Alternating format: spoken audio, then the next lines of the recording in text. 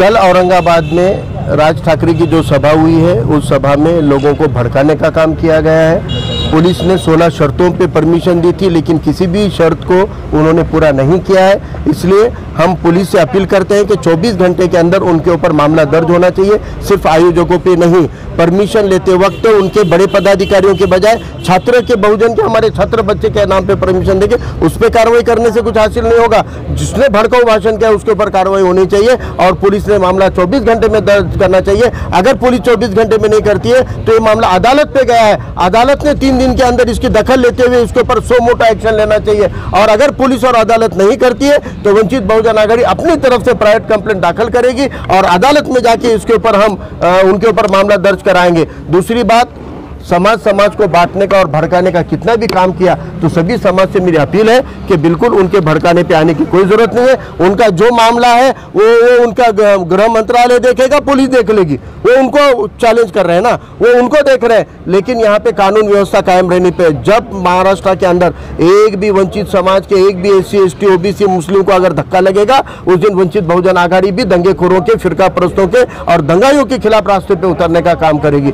औरंगाबाद की इस सभा में राज ठाकरे कहते हैं कि जात पात में मत बंटो, हिंदू बनो। मेरा राज ठाकरे को मशवरा है, हिंदू मुसलमान में मत बंटो, भारतीय बनो।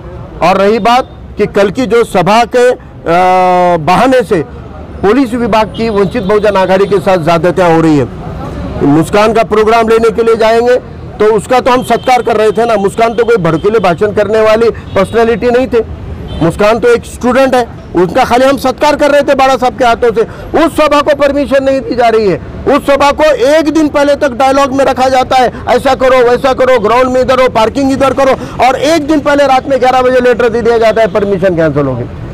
हमारे साथ जो संगठन आके खड़ी होती है उनके नेताओं के खिलाफ में पुलिस छोड़ दी जाती है, उनके घरों पे पुलिस छोड़ी जाती है, उनके पुराने मामले निकालने की धमकी दी जाती है, उनको तड़ी पार करने की धमकी दी जाती है। वंचित बहुजन आघाड़ी के अंदर काम करने वाले ताकतवर हमारे युवा अध्यक्ष को तड़ी पार की नोटिस दी गई है। इसलिए पुलिस ने एक तो सुबह 7 बजे रैली निकालो, नहीं तो मत निकालो। ये पुलिस तय करेगी कि कौन सी पार्टी को क्या करना है। लॉ एंड ऑर्डर मेंटेन करना पुलिस का काम है। पुलिस कमिश्नर ये संवैधानिक पद पे बैठे हुए अधिकारी है या राष्ट्रवादी पार्टी के नेता है, ये डाउट आज वंचित बहुजन आघाड़ी के कार्यकर्ताओं को आ रहा है। ये सीधा सवाल हम कमिश्नर से पूछते हैं कि तुम राष्ट्रवादी के नेता हो या फिर तुम संवैधानिक पद के अधिकारी हो। अगर हो तो सबके साथ बराबरी का नजरिया और रवैया रखिए।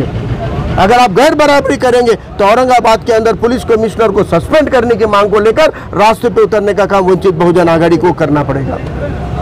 और रही बात, इस माहौल के अंदर मैं इस तमाम वंचित घटकों को अपील करता हूं कि कोई किसी को डरने की जरूरत नहीं है। लॉ एंड ऑर्डर के हिसाब से पुलिस की जिम्मेदारी वो करेंगे और धार्मिक स्थलों के ऊपर के भोंगे निकालो, ऐसा सुप्रीम कोर्ट का ऑर्डर नहीं है। उस ऑर्डर में जो शर्तें हैं उसको सभी धर्म स्थल ने माननी चाहिए और सुप्रीम कोर्ट के ऑर्डर के हिसाब से उसकी अमल बजावनी करनी चाहिए। यह हमारा अपील है। लेकिन सर, आपने देखा है, आपने सभा में सुना होगा कि राज ठाकरे साहब ने क्लियर कट कहा है कि 4 तारीख को उतर जाना चाहिए। इसके ऊपर आपकी क्या भूमिका? अगर ऐसा कुछ होता है तो आपकी पार्टी की भूमिका क्या रहेगी? ये उन्होंने किसको कहा? ये उन्होंने सरकार को कहा, ये उन्होंने गृह मंत्रालय को कहा।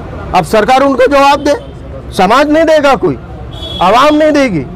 पुलिस को जवाब देना पड़ेगा, प्रशासन को जवाब देना पड़ेगा, सरकार को जवाब देना पड़ेगा, मुख्यमंत्री को जवाब देना पड़ेगा। नहीं तो लॉ एंड ऑर्डर की जिम्मेदारी उनकी है।